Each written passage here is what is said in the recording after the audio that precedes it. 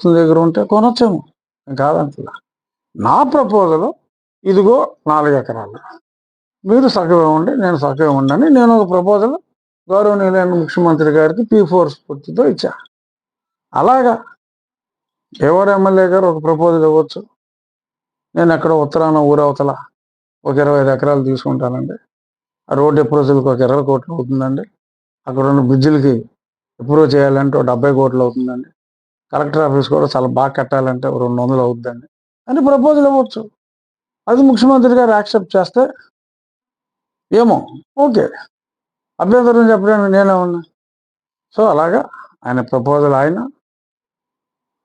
మా council chairman గారు ఆయన ప్రపోజల్, ఆయన ఈ 3 ప్రపోజల్స్ తోటి ఆయన పవన్ కళ్యాణ్ గారితో ఇంకెవరితో మాట్లాడి సెటిల్ చేస్తానన్నారు. చాలా సంతోషం. సో వారు ఆ ప్రపోజల్ కళ్యాణ్ గారికి, చంద్రబాబు నాయుడు గారికి ఆయన ప్రపోజల్ ఆయన ఇస్తారు.